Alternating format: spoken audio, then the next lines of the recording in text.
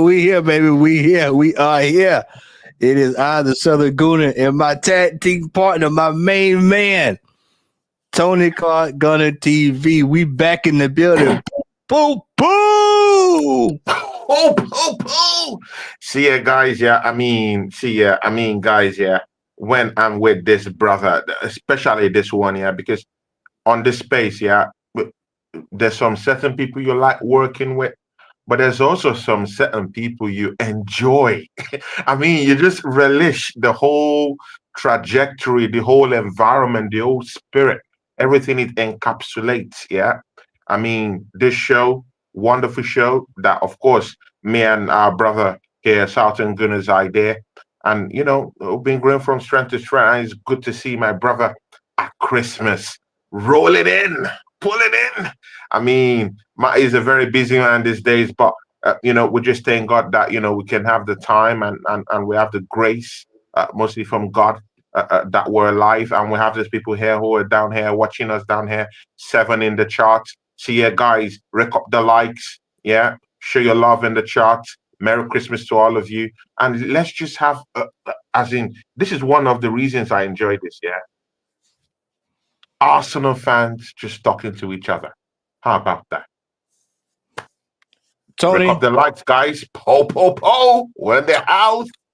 It's time, Tony. So let's get right down to business. Let's get into it. We're gonna go through this thing here systematically.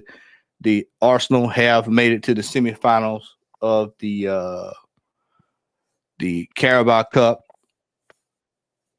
I think now the question is, and we know we're playing Newcastle.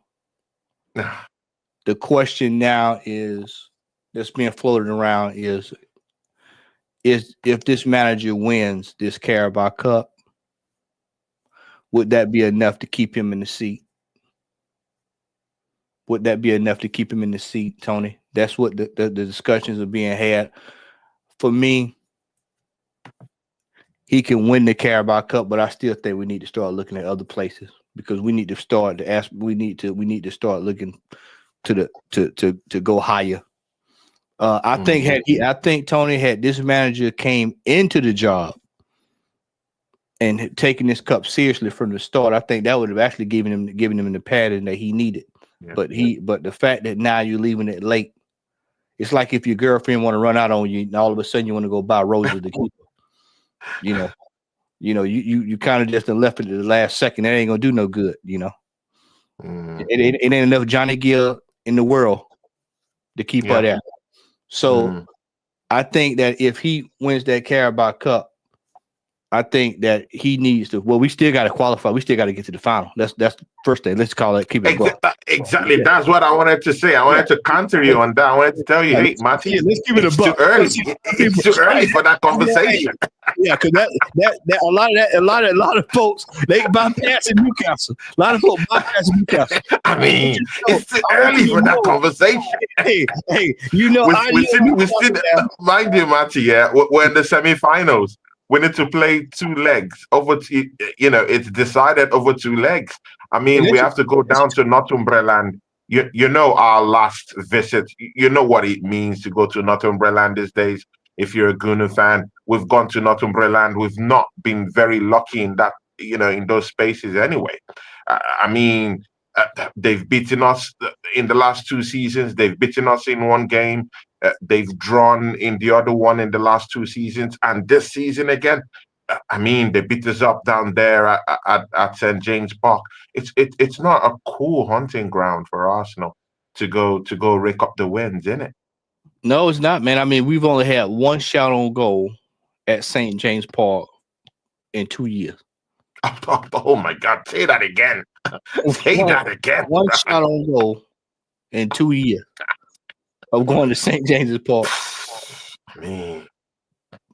And Newcastle has always been one of those teams that's been a thorn in our side when there's business to take care of. Let's go back to the year we was in 4th place and we ended up finishing 5th. That was the year we balled it. For those who followed it, watched the YouTube, that was the year Curtis Shaw tore his kit. We needed that. We needed that to get into the Champions League. Threw it away, man. Live on air. Yeah. That was that game. And then you go to the last year when we went up there, the ball went supposed to go out of bounds and everybody stopped playing. They scored, And then this year we went up there and came away empty-handed. Yeah. I've long said this about this manager. This manager has a serious problem with defensively teams that are physical and can display a low block. And this is you're going into a team that they are masters of the dark arts. Yeah. Also. And Tony, this team is now rounding into form.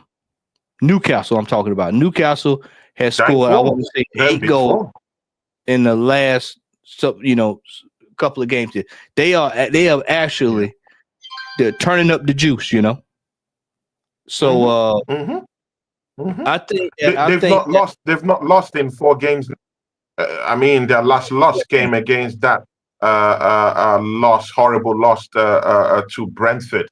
And I mean, that's at the GTEC Stadium. I mean, no one has been able to come out with a win from the GTEC Stadium this season. So, in as much as we want to judge Newcastle for losing against Brentford 4-2 at the GTEC Stadium, I mean, let's check it out. No team has beaten Brentford this season at the GTEC Stadium. So, I mean, if you want to put it in general terms, you have to just null and void that loss down there at Brentford. It's going to be a big game against Arsenal versus Newcastle. And again, Marty, I think we're also throwing away the fact that they have their Italian henchman in the middle of the park called Tonali, who's back. And I mean, there was a goal he scored against, I think he scored a goal against, if I'm not wrong, against Leicester City. One bolter from the middle of the park. Oh my days. Tonali's back. Isaac is firing on all cylinders. I mean, he's got nothing less than at least 5 goals in 2-3 games for Newcastle. This past 3 games is looking fresh. Guimaraes, I mean, has come back to form again. Is looking good. I mean, it might just be too early to just overlook or celebrate that we got the easier opponent in terms of hiding away from Liverpool. I mean, it's crunch time. You have to start facing the bigger teams in the park, and Newcastle represents that. If our Arsenal fans, I'll just tone it down a bit. Yeah, it's good to know that we're in the semi-finals. Yeah, good and okay, but it's far from over. There's a whole lot to do, and again, it comes to the area of: do you trust this manager to do what it takes to get us to the finals of the Carabao Cup? It's one thing to get into the semi-finals. It's played over 2 legs, but again, we did see at least an iota similarities of this manager, of what he has actually been doing in this competition in the last one that we just qualified from. I mean, in that game against Crystal Palace back at home, you saw what he did. Completely underestimating the power of Crystal Palace and and their sheer stubbornness, mostly attacking, and in their midfield they had Mateta, who looked like, I mean, he was ready to bulldoze anyone who was around our defense. Look at the carnage Mateta cost in that defense. I mean, even with Saliba and Gabriel back together, I mean, you could see what it cost them. So this manager, in the first place in that game, in that quarterfinal game in the Carabao Cup, you saw what he did, bringing in the youth. I mean, that's a cup game. You shouldn't disrespect that. I don't have a problem in you using the youth, but why not bring out your bigger guns, allow the bigger guns play, and when the bigger guns can get it moving, and then you go for the younger guns who could come out and help out and conjure magic.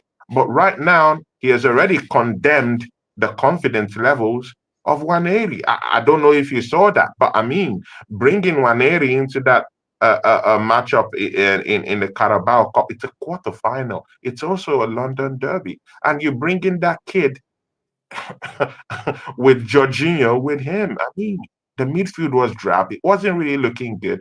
We had nothing going on well at all for us. Our defense was in shambles. Kivio doesn't know how to defend. He's proven that time and time again without number. Even if I still think that Mikel Arteta hasn't really contributed to his growth at all, and right now, I know we're talking all about Bukayo Saka's injury, but will this manager do the right thing and fix the players in the right positions to play in that game against Newcastle come on the 7th of January, which is when we have that match. Lots of matches will be piled up, and mind you, the Champions League will be back by then too. So to be a very, very wary one for us, man. I don't know what you think. Yeah, I think that it's going. I think this month starting on Friday, I think it's going to be chaotic. I just think that we're going to have a lot thrown our way. Mhm. Back to the Newcastle fixtures, I just think that he has no choice but to play the big guns because he has to win this competition. He has to win this Mhm. because we're in the semifinal, which means therefore you need to be competing to get to the final. So for Mhm. me, it's not even up for debate on if we're taking that serious. He has to take this serious to get there. Mhm. This Mhm. man needs to he for his sake, as they say, for his name's sake, he needs to be taking this serious against Newcastle. So if he's smart, if he's smart, he's gonna play there's no way you're gonna go into that team against a Newcastle team because Newcastle coming full strength, Tony. They're going to play their full They're strength coming team. full strength. Both They're legs. coming full strength. They're Yeah. coming to win, bro. They're not coming there Mhm. to lollygag and grab ass. They're coming there to play football. So I expect us to put out there a competent squad that can get the job done. If he comes out there, playing kids and lollygagging, then we're gonna have some serious discussion. He pissed this if he pissed this cup away this year, we're gonna have some serious discussions. Some I mean, serious I, discussions. I mean, yeah. See, Matty, you talked about Mikel Arteta's name. I mean, this has gone beyond his name. I mean, Matty, me and you have talked about this time and time without number. This manager has spent close to nearly £800 million. I mean, assembling his own team. I mean, let's don't act as if this is an Emery team. This is his own team. His own idea, his own imagination. He coupled this team up. I mean, and he has also splashed the cash while coupling this team up. This is a Mikel Arteta team. So, I think this goes beyond his name. This is a fight for his career. I mean, let's go back to last week where this manager was having a press conference and he was, talking to journalists. And of course, in the press conference, you're also addressing the fan base also, because that's where we get our news from. Yeah. And this manager said something. They asked him about trophies. Again, Matty, yeah, when you say this manager should win this trophy, yeah, at least he should be winning the Carabao Cup. This is what comes to my mind. Yeah. And I would explain it to you. This manager was asked, you're coming to the 5th year of your reign at Arsenal Football Club, and you've only been able to get only one trophy. The journalist didn't even finish.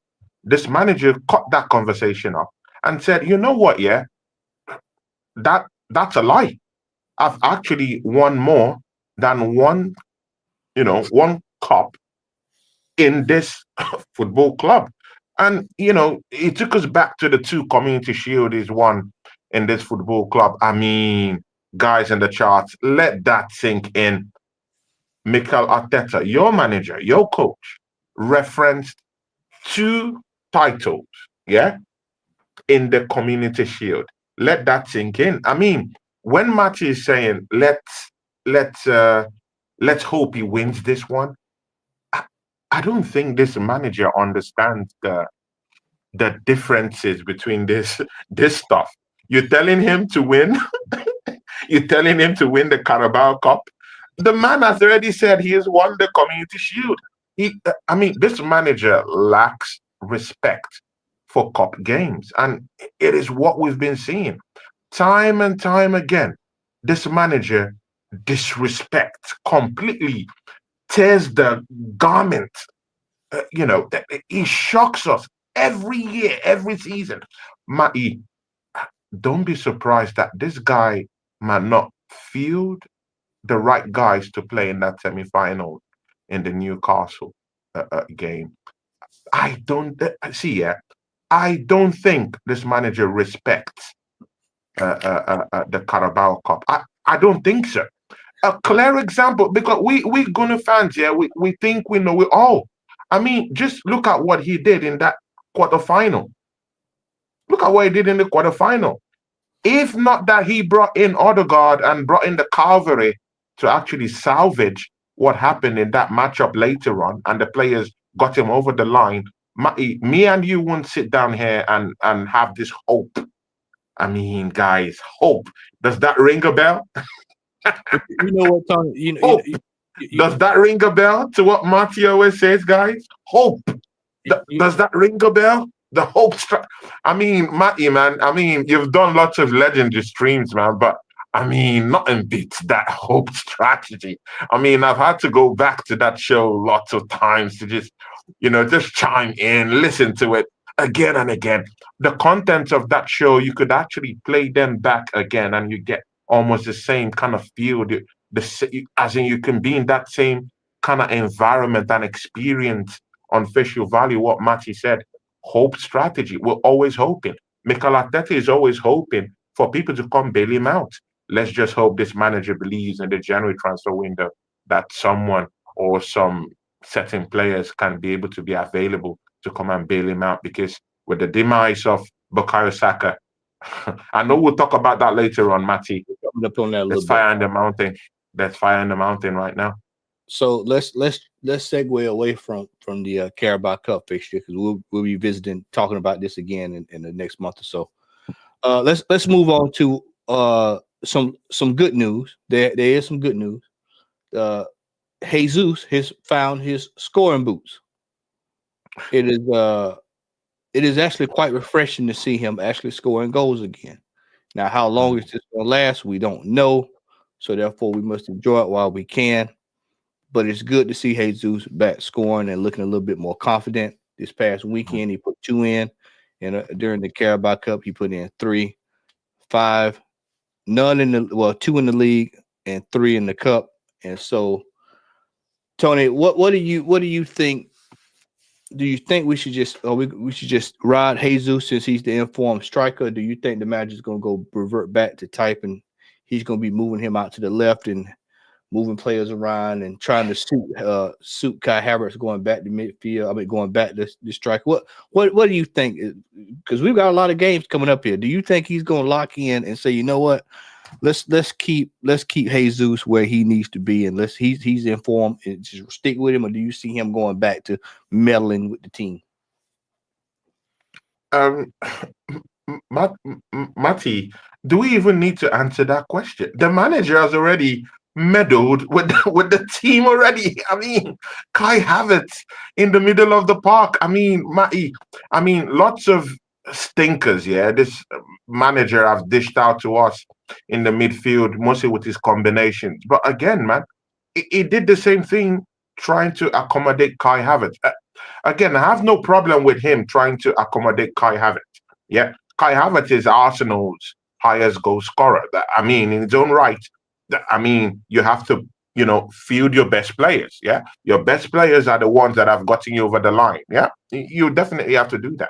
But again, bringing him to a place where he's had lots of stinkers last season, and last season, lots of stinkers in the middle of the park until when we deployed him majorly, to that striking position where he has actually found a little bit of joy, a little bit of rhythm.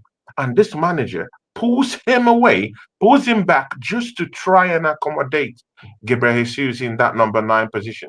I mean, this manager, yeah. I mean, why not just use one of them? He has already started tinkering with the whole harmony in the team. Give you another example. Thomas Partey. best midfielder at the start of the season. And I mean, 2-3 games away, that game against Everton sits him out in the game. I mean, takes our most advanced midfielder, senior midfielder, informed midfielder in Thomas Partey and tucks him in at right back position. I mean, we know it's in the wheelhouse of this manager to kind of like just, toss about the players. He doesn't know his starting 11. To be very sincere with you, this manager doesn't have a clue about his starting 11. If he understands his starting 11, he would know that, oh, Kai Havertz have dished out a lot of stinkers in the middle of the park. To be very sincere with you, Kai Havertz didn't really have a stinker in the last game. Let's be very frank. I saw him win balls. I saw him just, get in on those passes, But again, he wasn't adventurous in any of those advancements. It's just get the ball and kind of like pass it in a very in a very calm way. No adventure, no venturing forward. No, I mean, it was just ordinary in the middle of the park, and it's not in his place. Kai Havertz is a striker. Gabriel Jesus coming back, getting those goals. I would say, Arsenal fans, please run with caution with this one. I mean, we don't know where this is coming from. I'm thinking they've told him, you know what? Yeah, I think it's time for you to go. I mean, you can hear the rumors about us getting a striker sometime in maybe it's going to be in the summer, maybe it's going to be January. Jesus knows and understands that he's living on a ticking time bomb right here. He knows that. So definitely, maybe he's just kind of like, hey, let me get something. Even if now we don't know if this is for real or if this is just fighting for a move in January. So I don't know. Whatever, I'm not cajoled by this. I'm happy as an Arsenal fan. I want to get ahead. I want my team to get lots of goals. If Jesus is the one to get me those goals, good and okay. But I'm sorry, man. We've seen this story. We've seen this pattern again and again. When it's time up for these players, they just hit it up a gear, start scoring some certain kind of goals so that they wouldn't be sold off in the transfer window. I really do think Jesus' time here. I have to be brutal in this assessment. Even if he has bailed us out in a couple of games, I have to be very brutal with this one. We've seen enough of Gabriel Jesus. I mean, but yet again, there's still that fear. Has this manager used Gabriel Jesus to his strengths? That's another thing. Because Gabriel Jesus can go to another club and start firing on all cylinders. So this is the problem when you don't have a world-class manager in your team. So right now, I don't really understand if maybe it's how Gabriel Jesus have been used in this team. But you just look at the license he's gotten now. He doesn't have to defend. He just has to just go down there and try to score goals. And we've seen him make those runs. We've seen his positional play. Look at the second goal in that Crystal Palace game, in the second game. I mean, look at his positional awareness. Suddenly, Gabriel Jesus, who normally used to come from the wings most of the time, sometimes he even have to trek back to actually help us defensively, is just stuck there in this, in the center forward position, centers himself positionally so that he could be able to just time the ball and get a shot in and get those goals. So I mean, this manager has to take the blame also for these things too. But again, man, we still need that. We still need that striker to come down here in January. I'm not deceived by this similarity of form from Gabriel Jesus. I think it's temporary. We all know that in Gabriel Jesus' heyday in Manchester City, he hasn't scored more than 14 goals. I mean, in the season, Matty, this shouldn't come as a surprise. Only 14 goals. He cannot be our striker to score 20 goals in a season. And you do know that you need a 20, 25 goal striker a season for you to actually lift trophies. Look at Manchester City, Aguero. Manchester City, Haaland. I mean, should we talk about Liverpool that even have Mohamed Salah, who I can classify as a striker? I Hey, mean, Tony. they had Sadio Mane who gave them goals, 20 plus goals. So, I mean, we do need a 20, 25 goal striker, Gabriel Jesus, and the answer. I like what he's doing right now. I like his new lease of life, but I'm sorry, he's not the answer. So, Amy Baba is in the house. He so, so, says, "Yeah, I need we, I need we should move on, Jesus in January. With his present form, it might be easy to get a shooter and bring in a potent striker." Po po po. Big ups to Amy Baba. That's my guy, my brother. Thanks for that, man. Matty, I'll allow you to talk too, man. well, I mean, brother, I mean, if we get if if somebody came in with a sizable offer, I'm not turning it back. We can go, start this process of getting sorted out because, as you stated, I think the problem with Jesus is going to be consistency, and we have a track record of that with him. Right now, he's on form, but when we get to February, March, April, May, when it really counts, Yeah. What happened? Is he going to have that same form against Newcastle? See, that these are questions that will he be able to put these goals in against Newcastle? I think, for me personally, I think we're at a stage now where if you ask me to be honest with you, I don't think we're going to do anything in January unless we get another injury. I mentioned this on the podcast with Lee and the guys just a few minutes ago. I said if it works this way where we basically have Saka out, which we'll get ready to come down a little bit, Saka out for an extended period, and we get another injury. Let's say Jesus gets injured. Let's say Martinelli or somebody gets injured. Then I think we may go and get a loan, and that's just bargain basement alone. I don't think we're doing anything, and unless somebody comes in with an astronomical offer for Jesus, I'm talking like big time money. I don't see him moving anywhere. We're gonna probably have him for the rest of the year. They'll reassess in January. So I don't. I mean, I've heard of a couple of swap deals in the pipeline. I've heard that Newcastle might demand Jesus for Isaac.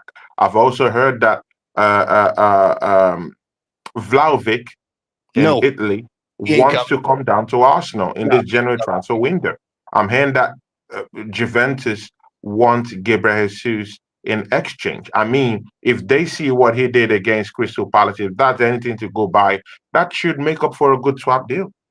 You know what I'm hearing, Tony? I'm hearing nothing because it ain't happening. Ain't happening. That's what I'm hearing. I'm hearing zero, zilch. It ain't happening. Dusan Vlahovic is not coming to this team. Isak, that will be entertained in the. So there's no way Isak is coming in January and they get ready to play us in the Carabao Cup. There's no absolute way. No, I mean, you can activate his clause. I mean, you can activate his on a clause. I mean, with 100 million, you can get him off Newcastle's hand. He has a clause, £100 million clause. I ain't spending 100 million. We've bought Declan Rice with 100 million. I mean, why can't we do the same with Isaac? No, just like I know, Tony. Stop setting yourself up for failure. We're not putting up no 100 million for no Isak in January. And man, please. They would run him out of that if we activated that clause and got him in January, man, it'd be riots up there in Newcastle. No, that ain't happening, man. If we were to get him, we're gonna have to sell some players. We got to sell before we buy. So I'm not even. That's why I say I'm not even entertaining January for me, unless it's something major, and even then it's probably gonna be a loan. And knowing how ass backwards this football club is, it wouldn't surprise me that it'd be Marcus Rashford they bring in. I wouldn't be surprised one lick if Marcus Rashford showed up at Arsenal in January on loan. So let's pause with that. Let's pause with that, Matty, because I was having this chat with the folks down there in Sarcasm TV about Marcus Rashford. I mean, no Arsenal, including me. I don't want that guy in this football club. But again, like you said, we are not getting anyone in the January transfer window. You know that for sure. We as Arsenal fans here, we have the scars to show for that. We have the evidence to show for that. Even in the summer, I highly doubt it because even this manager has said it for himself in the conference. He doesn't think that Victor Gyökeres is a natural finisher. This is one of the most sought after strikers in the whole of the planet. And this manager doesn't think is a natural finisher. He said it in his press conference. The manager has told you. So I highly doubt it that this manager wants to go for a striker. This is what I'm saying. Rashford. I'm hearing that Rashford, this is the truth. I've heard it from some of my people from the football club that Rashford is a big, big, big time possibility to come into the football club by January. And this has been ushered by his agent. His agents have been very, very persistent. This is what I've been hearing. Yeah. And I'm hearing that they're ready to go on a serious pay cut to allow their clients to come in and just have a new lease of life. What they're saying is that he needs a new environment to step onto and get things going. People are saying that, oh, he was shit at Manchester United. Yeah, I totally get that. But again, we're not getting any striker in it. So if there's anyone that's clear to come in, to come and help us out, win a trophy or something like that, let's get the help. But again, I know Arsenal fans won't go for that too. So, then we can just stay, with no striker to come help us out. Let's just allow everything crash and burn. There's no even need qualifying for the finals of the Carabao Cup because, what's the striker that will take us there? There's none. I'll tell you what. Marcus Rashford, as Kenny Ken said, if Marcus Rashford couldn't get it up for Manchester United, then what the hell make you think you're gonna get it up for Arsenal? We have become. You said it last year. You tired of being a pensioners club. You tired of being a club for old pensioners. Rashford, I think, is probably going. Personally, if you ask my opinion, he's probably going to end up going to France. More likely, he's going to probably wind up going to France. I can see him at PSG. I can easily see him at PSG somewhere like that. I don't think he's going to come here, but that's a textbook Arteta move. Matty, don't be surprised. I said January, Rashford will be here. I'm telling you. I have heavy evidence about that, but again, I will just keep my mouth shut because I don't need to open my mouth and talk about it here. But seriously, I'm hearing about this Rashford thing, and it might happen. It might just happen. And again, those are the typical signings Mikel Arteta has gone for. Let's not act as if this manager likes strikers that know their stuff. We all know that this manager is a hero. He loves to help out dead strikers and revitalize them. We know. Arsenal fans, we know this. That's what this manager does.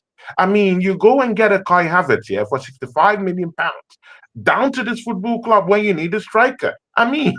We've seen this manager deal away with Aubameyang, a 20-plus goal-scoring striker, and go bring in Kai Havertz. What are we talking about here? It's gonna happen again because that it's a pattern. It's what he does. He's looking for another striker that he's going to help out again. And I'm sorry, I think Rashford is the guy who's going to bring in.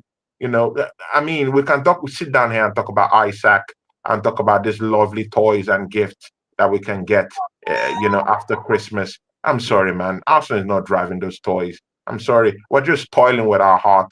This football club is not going to get that striker position, sorted out. You know that. Matty, me and you have done the show. Why you think I'm saying transfer? Tony, why you think I'm saying? Let's don't do this, man. Transfer windows. Matty, me and Matty literally had to abandon our transfer window. We hadn't even done the show in 2 years. We hadn't done the show in 2 years, Tony. The last time we had a transfer show was when we signed Kai Havertz.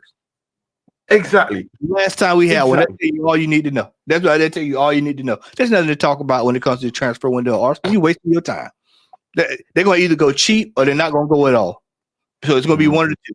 So let's move on here. We got a good hour here today, Tony. So let's move on. Let's get down. Sorry, Matty. There was also something I wanted to clarify. Yeah, the reason why I'm not also totally in key with this Gabriel Jesus matter that you were talking about is because this is just a mere Crystal Palace team. Guys, don't forget, at the time of meeting Crystal Palace, yeah, Crystal Palace were 15th in the league.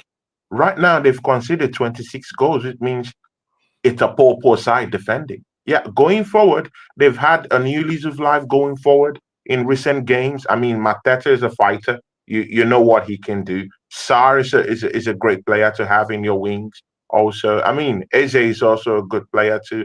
I mean, they have those kind of fast-paced players, attacking wise, but defensively, it's nothing to write home about. Serious lapses before they came to Arsenal. Uh, Before we went to Selhurst Park, they've conceded about 21 goals in about 16 games. I mean, that's woeful. So if Gabriel Jesus is scoring against a woeful, poor Crystal Palace side, yeah, 5 goals in both of those games. I mean, in the Carabao Cup and in the league. I mean, let's don't take it to heart, too easily. Let's wait until we face the Tottenhams, until we face the Bournemouth, until we face the Liverpools. Let's wait until we see what happens with this kind of games before we judge Gabriel Jesus' form. I mean, we can't just judge his form based on scoring against Crystal Palace, these minnows who are deeply rooted in 17th right now in the league and have conceded a whooping 26 goals in 17 games. I mean, let's not allow that fact fly that Crystal Palace isn't a good team defensively. They don't know how to position themselves. They were just roaming like headless chickens. Hence, Arsenal scoring a five. I mean, at Selhurst Park.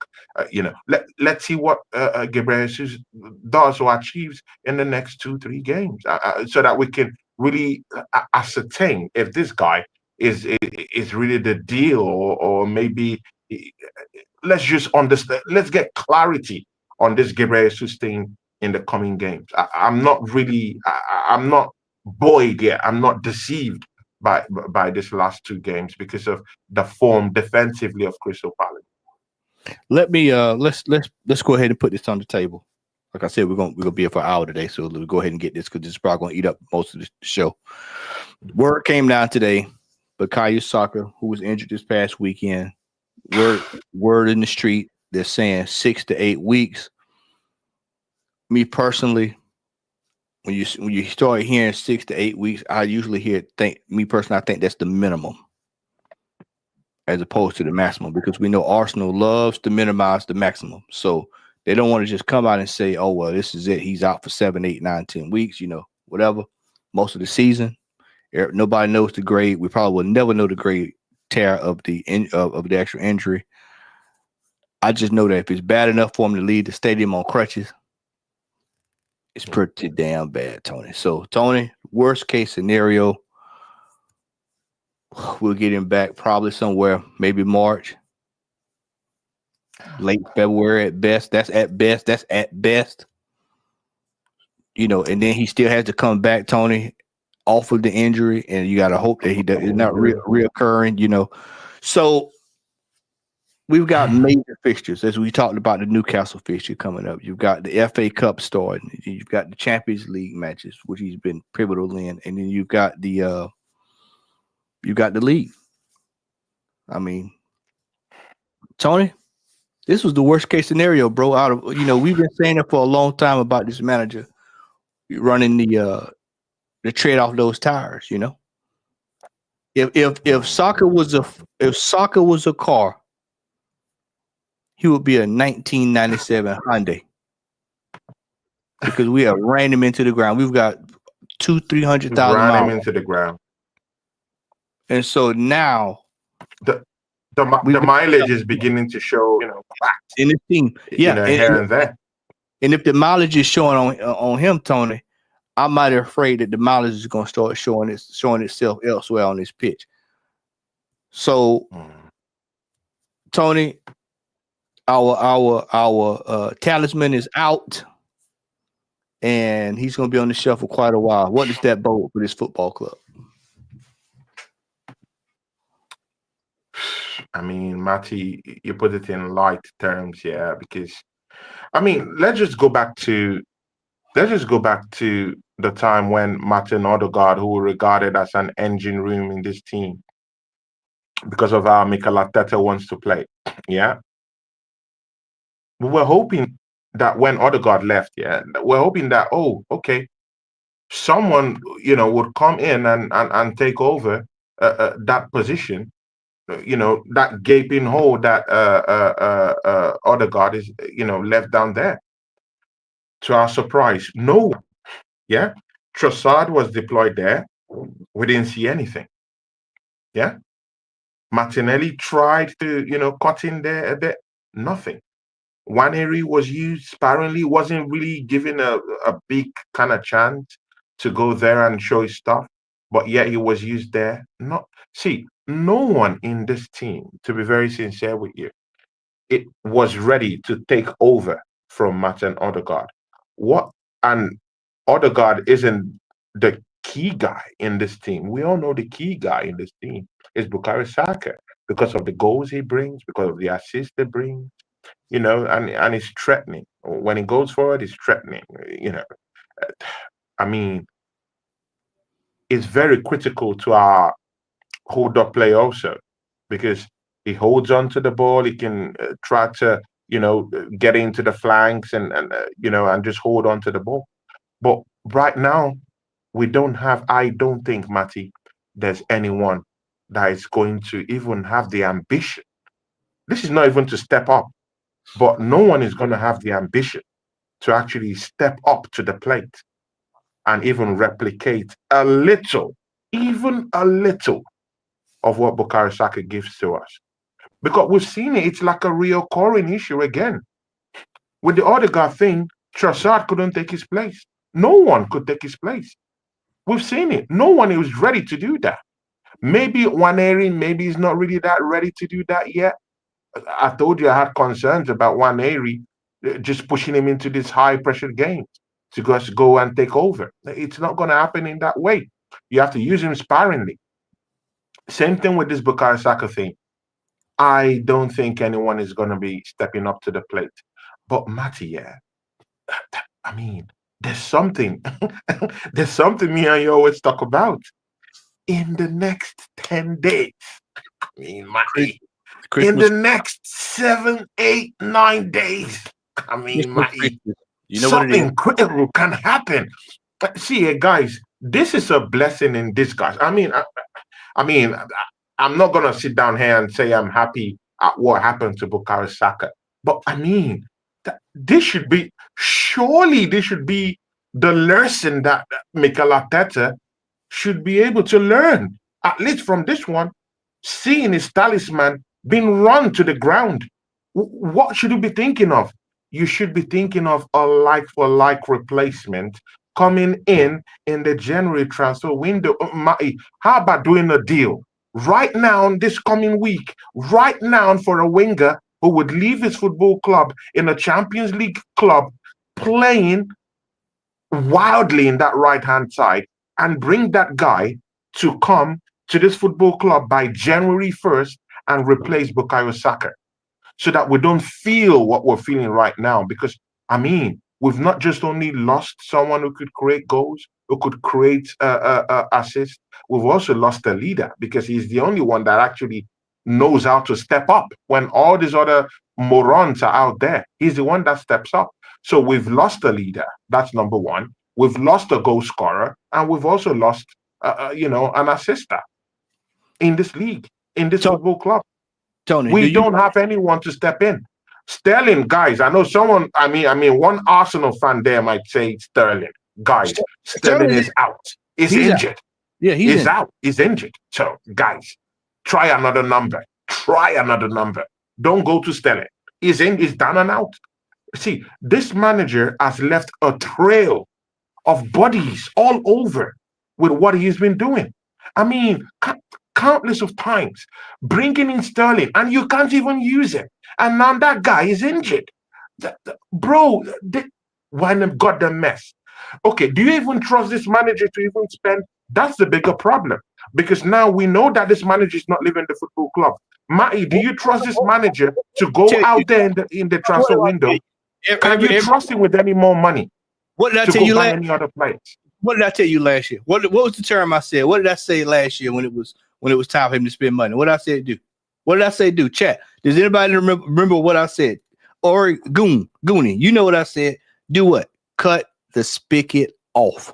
Cut the. Oh my God, man. Cut the spigot off. Cut it off. Go get us something, man.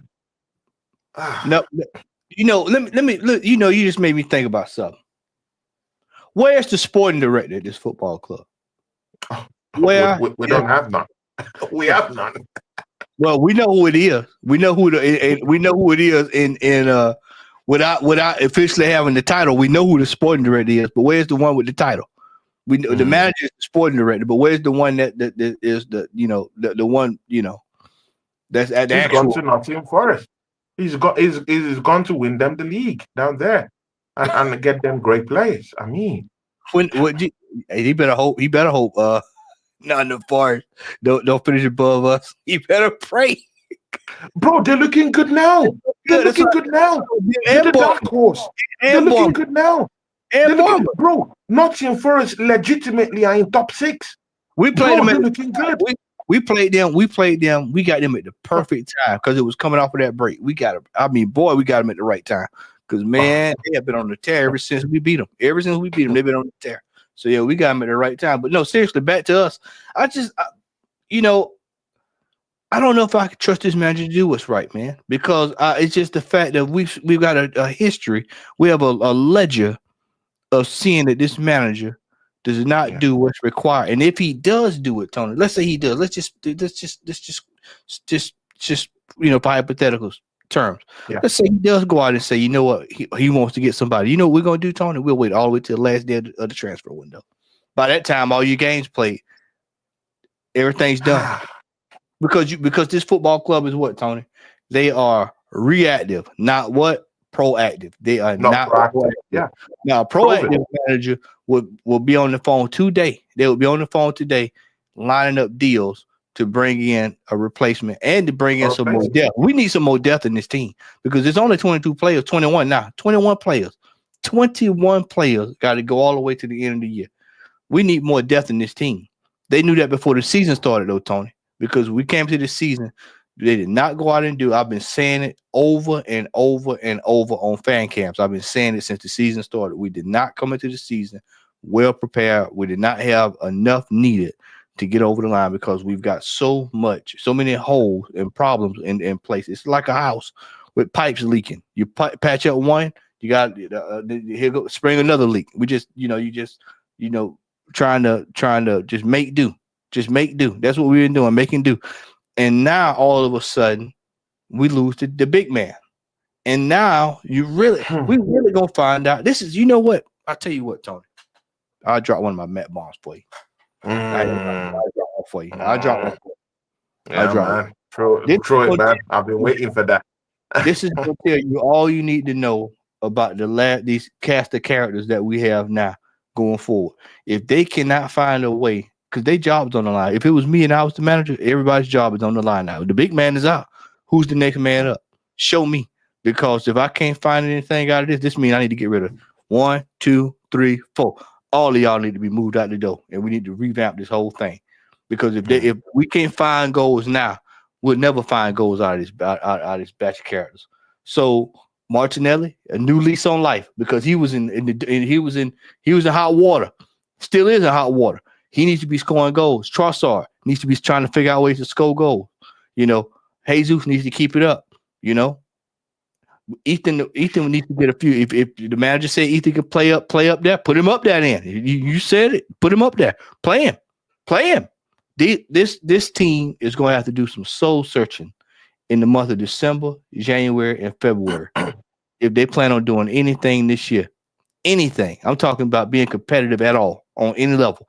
Because losing Saka is one of the worst. This is a major injury. Blow. This is a major blow. This is a major injury. Big blow.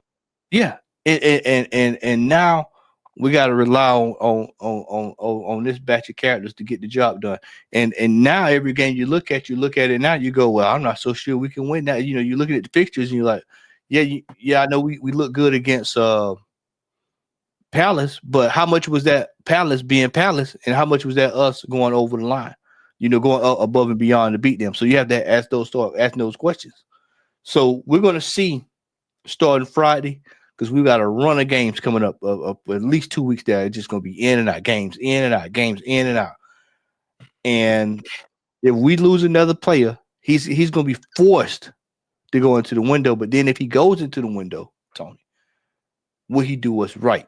Because this manager has often done what's wrong. And I told you 2 years ago, I told you last summer, and I'll tell you again this year, that Kai Havertz deal really put the hurting on this football club. That really put the hurting on us, because we could have got 3 or 4 players for what we paid for one. And now we're paying the price for it. We're paying the price for that. So, but see, Matty, this is the one that really surprises me. Maybe not surprises me. It's the one that is really giving me a big headache, mostly since we've lost Bukayo Saka now. Bukayo Saka as a player this season, I mean, in the league. Let me leave the other ones alone, the Champions League, the FA Cups, or whatnot. In the league, he scored about 5 goals this season. Yeah, he has 10 assists already this season. Which player do you think that Mikel Arteta, that is in the ilk of what Mikel Arteta likes? Because this manager isn't leaving this football club, Matty. No, so we have to have that mentality and think for him, at least for once, right? Good. So who do you think this manager would look at right now that would not just be a replacement for Bukayo Saka, but will be someone who will come in as a quality player, give us lots of assists, at least, even if you can't do more than what Bukayo Saka has done this season alone. I mean, he's gotten 10 assists, 5 goals. Can we get anyone who could replicate even 7, 8 assists in the second half of the Premier League and get us at least even up to 6, 7 goals this season? Is there anyone we can go to the market right now to buy that is in the ilk of what Mikel Arteta likes to buy? Because you have to bring that difference in. Mikel Arteta doesn't like everyone. I mean, he has his clear favorites in this team. It has to be someone he likes. Who do you think is that person of that ilk that can come down there and do something in the right-hand side that we can dip our hands in the market and go get right now? You're talking about go bring in a player, or are you talking about a player that's on the bench? You talking about go bring in a player? Bro, who do we have on the bench? I don't trust any player on the bench, to be frank with you. I don't trust Martinelli. I mean, look at the stinkers. No, I mean, of course. Hold on, Tony. Gooners will laugh and be very happy with what he did. You know, he scored a goal in the last match. That's what they were at. But I mean, I'm going by overall. Overall performance this season. He's been shit. He hasn't produced nothing. Hold on, Tony. Trossard can't even lace the boots of Martin Odegaard while that guy is injured. If we're gonna bring in a player, it's going to be somebody out of left field. It's going to be somebody you wouldn't even expect. I keep telling you, that's how we do it all the time. It's always somebody out of left field. Shout out to the brother Jez. Happy Christmas. Shout out, brother Jez, man. Merry Christmas. Brother. Enjoy chatting with you over on Leeds, man. Make sure y'all go subscribe to Jez, Arsenal History, and more. I quite frankly, man, at this stage, I can't. In Eros, shout out to Eros, man. He just nailed it. That's far as it's gonna be a yes man. It's gonna be somebody young. It's gonna be somebody. It's gonna be somebody that he can quote unquote mold. It's gonna be what he wants. It's not gonna be what everybody else wants. Somebody say, "Let's go out and get the best available." It's not gonna be the best available. It's not gonna be the best available. That's what I'm saying. It's gonna be someone who Mikel Arteta likes, and he's not living the football club either. Yeah, it's gonna be a stopgap. And what's gonna happen within a year or two? You're gonna eventually need to go out and get the actual product itself. For me personally, Matty, you've not answered that question. Who do you bring that is in the ilk of Mikalatetis I'm gonna likeness. tell you. I I'm mean, gonna let's. tell you right now. I mean, and please don't go to Kudus because we all know he doesn't like I'm Kudus. going to I tell mean, you. let's don't even go there. Are you ready? I'm ready. I'm ready. Put your hands out there just like this. I'm gonna lay it in your hand. Put your hands up. Put your hands to the screen. I'm gonna tell you right now. Nobody, because we ain't buying nothing. Cut the spigot off. Don't spend another red cent. because you came into this season. I'm gonna tell you why. Why? Much as I would love for us to go into the market and bring in a player in January, one, I know it ain't happening, and two, this is their doing. Because we had an opportunity to go out this summer and strengthen this team. We had a whole summer to go out here and strengthen this team. I don't want to hear anybody tell me we didn't have any money. This football club makes money hand over fist. They're selling $160 varsity jackets. They've got plush dog toys. This football club is charging the highest ticket prices in the land. I don't want to hear about there's no money to be spent. This money generates this football club generates Stan Kroenke top dollar. I don't want to hear it. There's money to be spent. Yeah, we did not spend the money adequately. We have squandered $800 million over 5 years. And we don't have one world-class player in the football club. Not one world-class football player in the football club. We've got some real close, but we don't have any over-the-line, already cooking world-class players. I would argue for Bukayo Saka, but again, let's throw that away. I'll argue for Bukayo Saka, but I said very close. I said very close, but I didn't say we did not buy. Tony, gotta listen to me close. We did not go buy. Yeah, exactly. A world-class player. We did not go out and buy one. And so now, after 2 years of challenging City, second place finishes, you go into the third year, surely we're going to go into the market and do something. They go out and they spend a whole summer chasing Calafiore and a whole month chasing a third tier midfielder, Moreno. That's what they go out and do. They go out and buy another goalkeeper. That's what you do. And then now all of a sudden you got a major injury like this because he didn't think it was going to happen. A major injury. And then now you sit here looking around the room trying to figure out what to do. Well, you know what? These players that you said that he's come out on Front Street and said they can all do the job, then let's do the job then. Show me. And then at the end of the year, Jez brought this up on the last show. They're going to turn around here. I know what's going to happen. Jez called it. The Arteta ends are going to turn right around and say, well, we couldn't do anything this year because Saka got hurt. That's bullshit. Because we have spent 800 million pounds, dollars, yen, whatever you want to call it, on this football club. And there's nothing to show for it. There has to be something to show. The excuses are done. I don't want to hear it. I said it on my last fan cam. The manager is going to have to manage this football club. He's got to manage. He's going to have to go into his tool bag and manage. The players are going to have to rally around themselves. These strikers, Martinelli, Trossard, Odegaard, all these guys up there, they're going to have to rally amongst themselves. And they're going to have to do some soul searching. And they're going to have to produce. They're going to have to produce, Tony. We've got critical fixtures coming down the pipe. We've got critical fixtures coming down the pipe. No game is a gimme for this football club. I know people are going to look at the game this weekend. Oh, man, we're going to roll over Ipswich. Y'all, if anybody been following me the last couple of weeks, I've been just about nail on the money when it comes down to these fixtures. This is another fixture that's a slippery slope. They're down there. They're going to probably come out 100 miles per hour because they got to try to get points. So they're going to show up ready to go. Or we're going to have the Christmas hangover.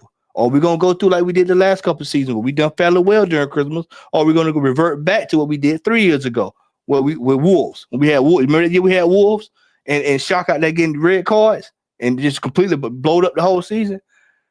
This team and this has been the biggest problem up under this manager, is that we refuse to do what's required. And then when we don't do what's required, it shows up at the most inopportune time. This is another example of that right there, with Saka being out. Another example of why not doing what's required. And then they'll say, "Oh, well, Matt, Tony, you know what, man? We can't say that because Saka's out, you know." But then I look over at Liverpool. Jota was been out most of the season. Yeah, he's been out. I mean, they one got of the most natural strikers in the whole of the league went out, and Liverpool have been scoring goals even without him. I mean, that's what I'm talking about. Like for like, I mean, replacements for players all across the pitch.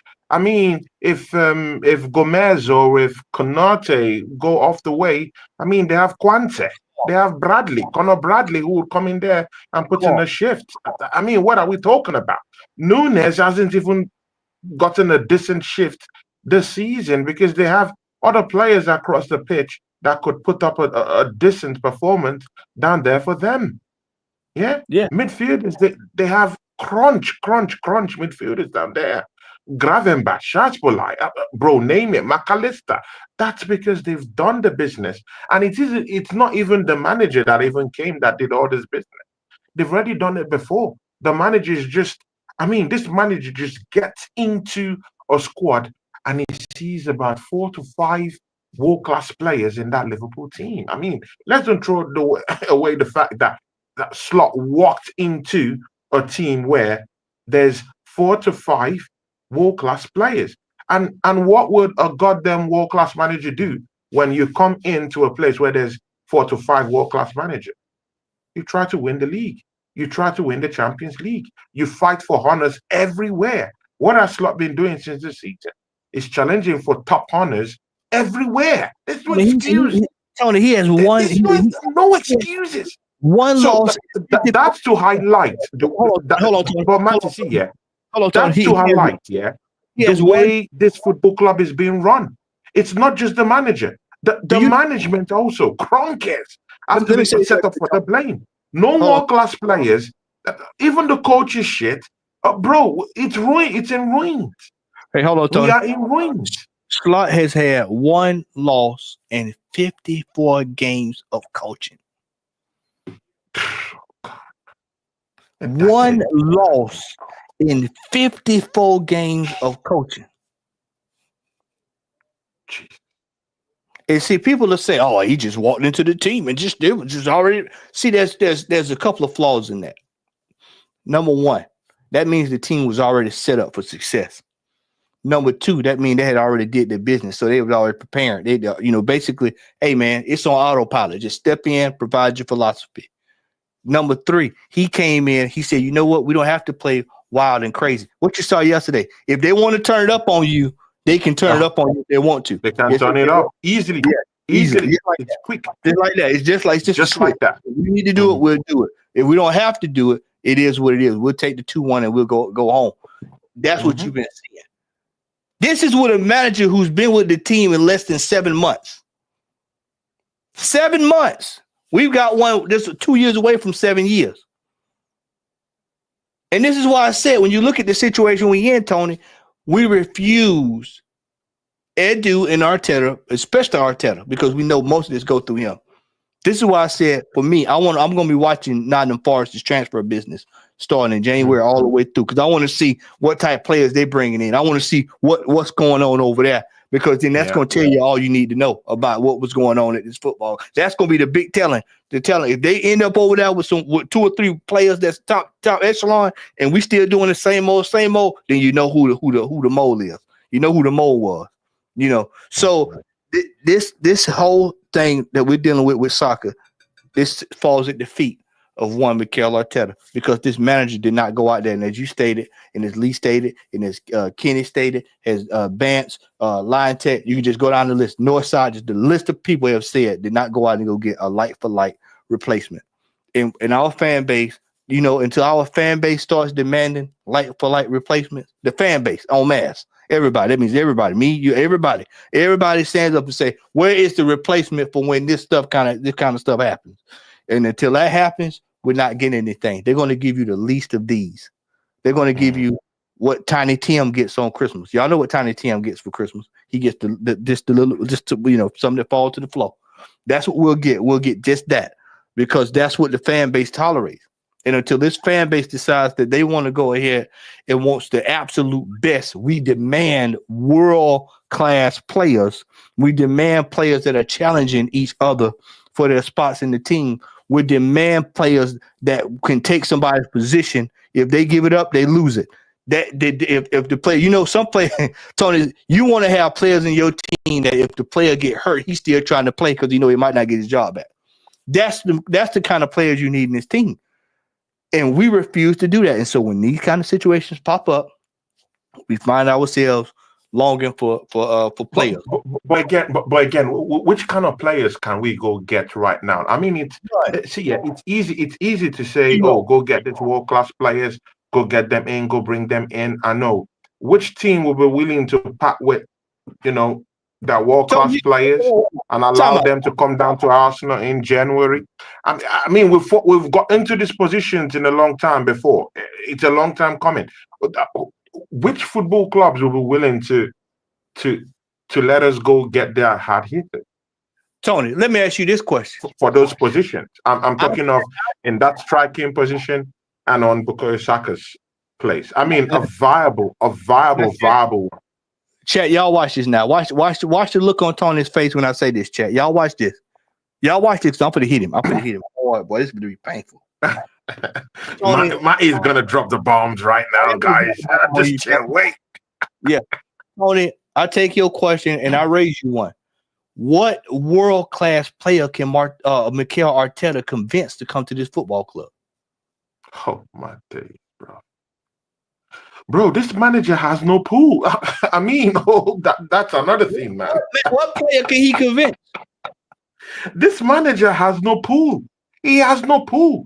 See, guys, to be very sincere with you, I'm a very positive person, man. Those of you in the chat. But I mean, you can't keep supporting this criminality. I mean,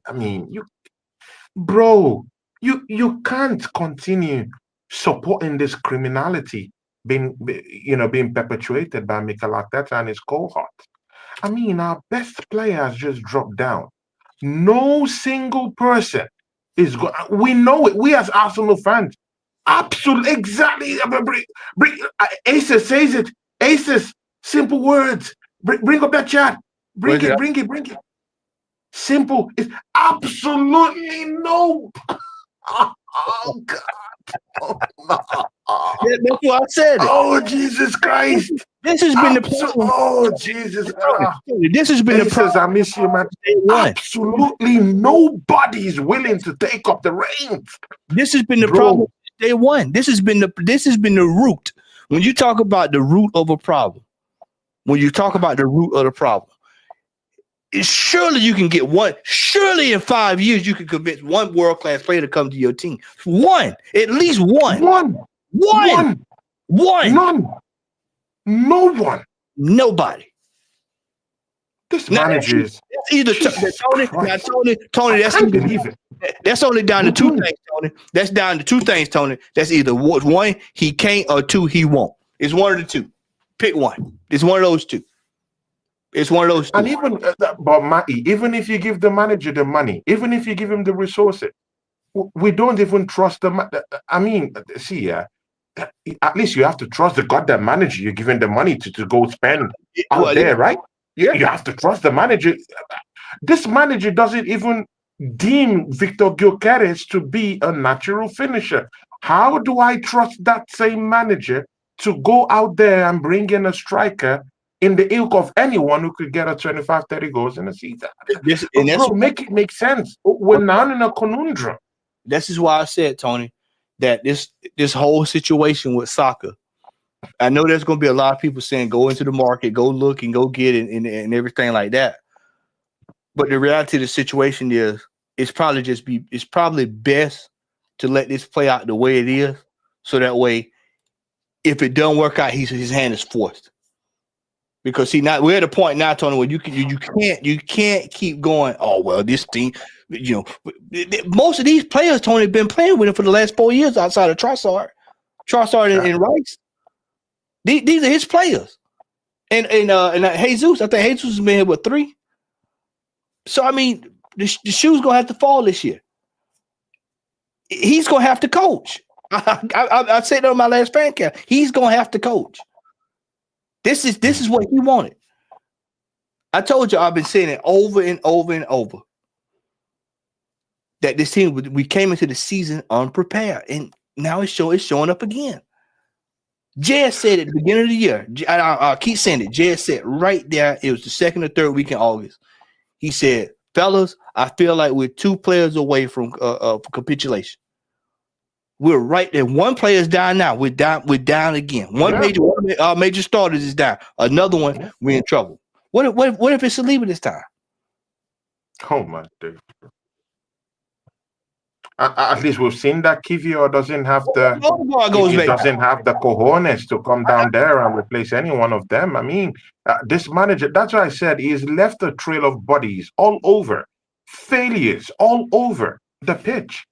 You went in to bring Raheem Sterling, brought into this football club. The guy doesn't even play games. You don't even want to use the player you went to bring in. And now that same player is injured. Make this make sense. You brought in Kivior to this football club. His length, nothing. Absolutely useless. Only the blame. I mean, Trossard has looked bad throughout. I mean, Martinelli has looked worse. You've turned Martinelli from a 15-goal scorer to a trashy player who doesn't want to even utilize his only talent, which is pace. Have you noticed that Martinelli doesn't even use his space no more? He ain't got it because of them injuries. It's washed. Tony, he doesn't even use space no more. Tony, it's finished. A lot of this manager is a big problem. We need to get him out of this football club. But he's not going anywhere anyway. Not only the manager, Tony. This season, fans need to start turning their head to one Stanley Kroenke. I'm gonna start calling him Stanley. Until people need to start looking at Stanley problem, and start asking him, what are you trying to do here? Are you just concerned about your money? And if you are, then just say that. I'm just worried about my pocketbook. All right, cool. We know what it's saying. I know how much energy to put towards this team. But if you want to be successful, I mean, hell, I seen the energy y'all have with these Rams. Them sorry ass Rams out there. Sorry for the Rams fans in the chat. But I see what the energy is out there. I see what the energy is with them sorry ass Nuggets. But what's the deal? This is Arsenal Football Club, been around a little bit longer. So I mean, it is what it is. We're gonna find out. But like I said, there's enough blame to go around for everybody. This year, we're gonna see this match. This match is gonna have to coach the next 2 months. He's gonna have to do it. He's gonna have to find a way to do it, and it remains to be seen. Let's put it like that. It remains to be seen. Tony? Matty, man.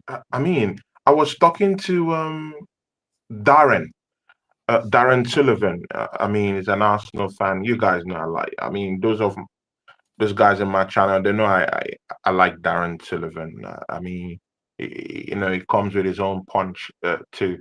And me and him were talking offline. I mean, I posted something on Facebook and he sent me a message and he chatted me up and he said, "Hey, you know what? Yeah, I'll be looking at that Bournemouth manager." I mean, I mean, my antennas. Come on, man. There's some words that are being said to you, yeah, and your antennas just. I mean, it just rolls up, And I wanted to listen to him, and I felt what he was saying. Andoni Iraola, I mean, 42-year-old. Look at what he has done to that Bournemouth team with some of the crap he has in that team. He understands the basics. That's what me and Darren actually, the point we actually talked about in that one. He understands the basics of attacking, understands the basics of midfield, understands the basics of even basic defending.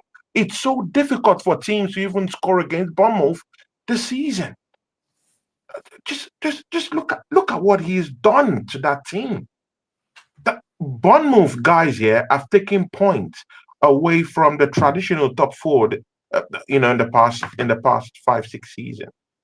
Taking away points from Manchester United, taking away points from Manchester City, champion, taking away points away from Tottenham Hotspurs this season, beating your so-called Arsenal football team 2-0 this season. Make that make sense. I mean, because when all these people say, "Hey, if we get rid of Mikel Arteta, who do we bring in?"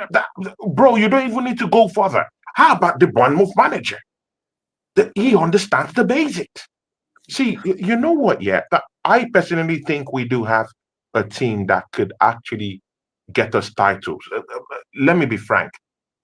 I just don't think this manager understands a bit what it means to manage. Why do you think? Why do you think he doesn't know? Why do you think that? I know what the answer is. I just want to hear you say it. Because of what? Inexperience. Bro, he doesn't know the basic. He doesn't know how to coach. He's not a good manager. He's a rookie manager. He's a rookie. He doesn't know how to manage. Whose fault is that, Tony? I mean, of course, we're gonna talk about it, Stanley. But I mean, sometimes you have to make use of what you're dealt with, innit? I mean, look at the Bournemouth manager. He had scraps to work with, but look at what he's doing. He's pulling up the stops. He's winning games. Look at the Nottingham Forest manager. I mean, Nottingham Forest. What phase are they? What phase are they in? They're in top six. They're looking good. Look at Slot. He just walked into this league and he's stopping everything. What phase is he on? Bro, what are we doing? Maraska has done Chelsea Football Club. I mean, Badashile couldn't even fight for area duels last season. Grand duels, he couldn't do anything. Right now, I'm seeing man fighting for area balls and fighting for grand duels. I mean, Nicholas Jackson couldn't do the Michael Jackson moonwalk easy. This season, he's rolling on ice. What about Thomas Frank? What are we doing here, man? What phase is that one on? What about Thomas Frank? Oh my God. Matty always got the scope on. He always got the scope on. Thomas Frank, Brentford. Guys, just in case you're tweaking your mind and your memory why you talked about Thomas Frank, well, go and look at Brentford's home record this season. They haven't lost a game at home this season at the Pitex game. Just go check that out. Yeah? Go check that. And that's with the little amount of money he's got. At least he understands the basics. Defending, putting players in position. Tony, we're gonna go ahead and get ready to wrap this up, man. And we're gonna revisit this again over the weekend because I think we're gonna do a panel show this weekend. Definitely. To discuss more of this in depth. What's your prediction on the fixture this weekend against Ipswich? What's your score? I mean, Ipswich is a very, very poor team, definitely, man. Bro, we have to be beating them, man. We have to be beating them. You know, just imagine Ipswich. I mean, they've played 17 games this season, scored only 16 goals, got about 32 goals they've shipped in this season, if I'm correct, and they scored only 16. So it's a poor side. They don't know how to defend. They only left with 12 points this season out of 17. They're 19th in the league. I mean, it has all the hallmarks of a very shitty team. I mean, Arsenal have also shown that we could actually go away from home, at least with this game right now that we've just gotten at Selhurst Park, which is a very, very difficult place to go to. You know, we can go down there to Portland Road and garner 3 points. That's for sure. If we're not getting 3 points away from Ipswich without Bukayo Saka, I mean, just throw the team away. I mean, it's garbage. It's total garbage. I mean, just sell the club. I mean, if we can go to Portland Road, yeah, and get 3 points, I mean, just sell the goddamn team. What are we doing here? Yeah. Hey, I mean, we're gonna get 3 points. It might not be easy. They might make it I hard want to work score. for I us. want to give me a score. Without Bukayo Saka, man, I think that's a big shock for this team. Let, let me just say we can round that up with a 3-1 win. 3-1. It's gonna Okay. be a hard fought 3-1 win. But because of that team, they don't know how to defend. I've watched Ipswich a couple of times this season. Look at what Tottenham Hotspurs did to them, man. Completely. And Tottenham is a shitty team. Look at what they did to them. I mean, Ipswich, they can't defend. They're horrible defending. They can't defend. They've shipped in 32 goals. Make that make sense this season, man. The way they concede, they just pass the ball to the opponents to score goals.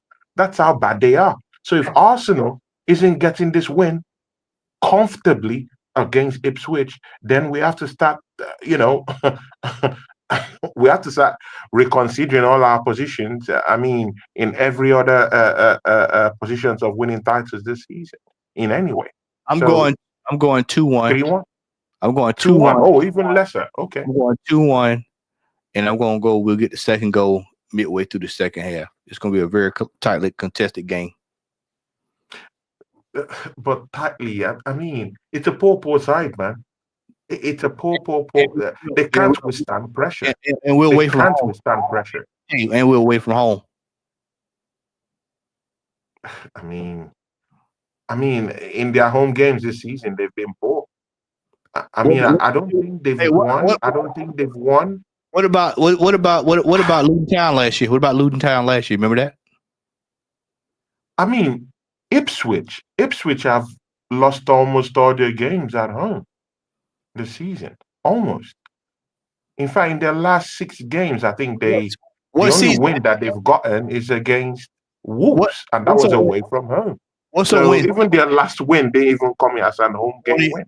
What's on Wednesday? What's Wednesday? What day is Wednesday? Wednesday is Christmas or so, right? That means Santa Claus Arsenal is coming to town.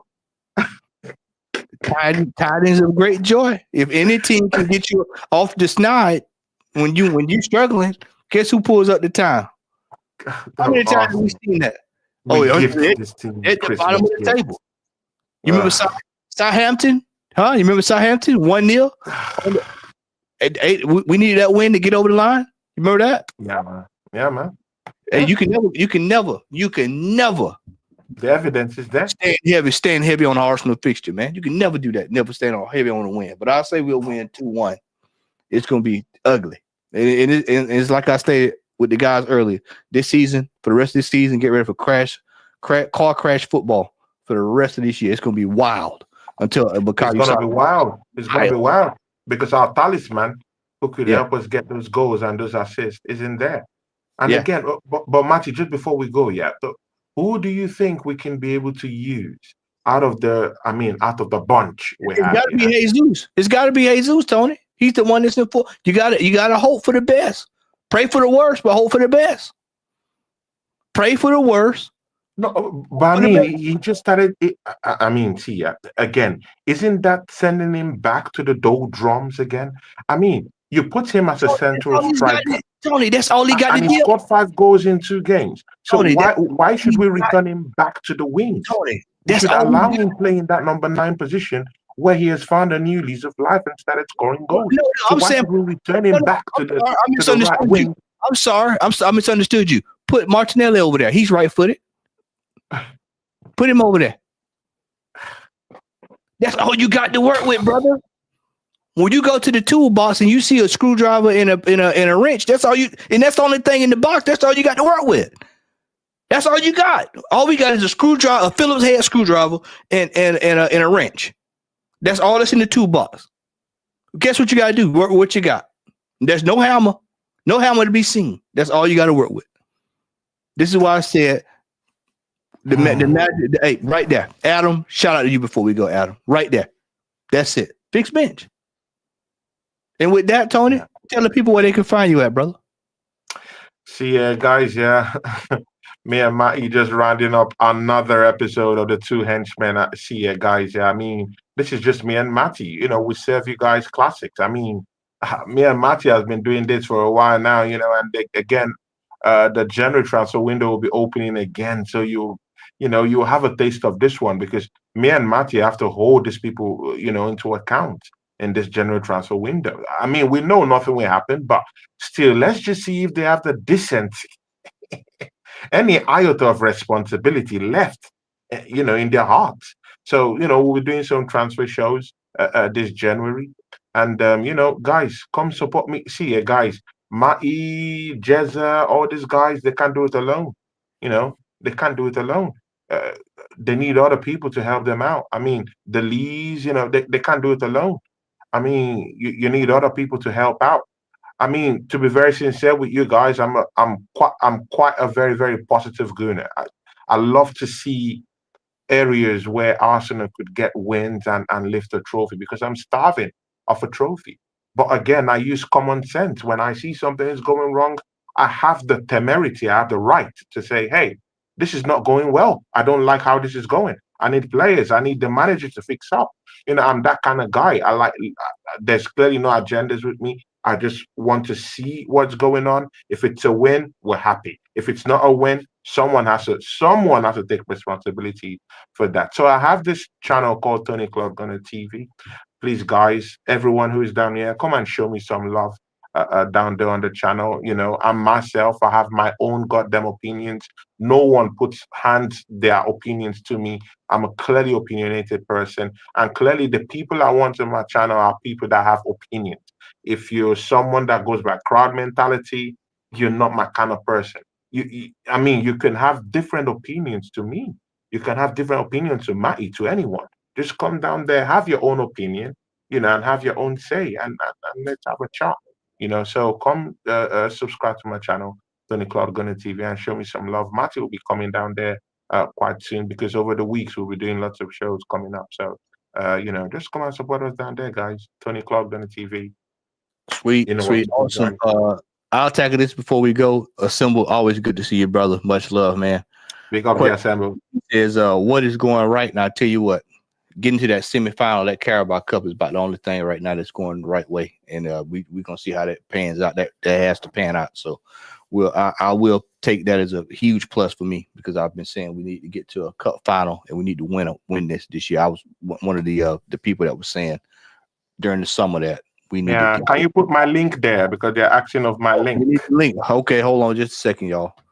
There's static in the chat. If static's in the chat, drop that in there. One of the mods. I know one of y'all know it. If not, let me get it, bro. I'll do it this way. I'll do it right quick. Hold on. And we are redirecting over to Jazz. Jazz is getting ready to do his. Yeah, Jazza, big Jazza in the house. Yeah. Big up to Jazz, man. Real one. Over there. Let me get Tony's information in there. Y'all bear with me. Here. Bear with a brother. There it is. Tony's got it. Matty, what do you have coming up? Yeah, I've posted my link down there. So guys, I'll tell you on my channel. I'll tell you, all I'm doing is the watch along with Lee on Friday, and then this weekend we'll probably link up probably Sunday or whatever. We'll probably do a panel show, and then that'll be about it, man. But all right, I got a scoop, man. So, ladies and gentlemen, want to say thanks for tuning in here. We appreciate it. Y'all go over support Jazz, support Tony. Merry Christmas. Merry Christmas to all of you. Merry Christmas, and God bless you. Return back to the channel anytime we have shows, and go support Jazz. He has a show going on. So big ups to everyone. And very, very Merry Christmas from me and my brother Matty. Peace. Make sure you like, share, and subscribe to The Southern Gooner here on YouTube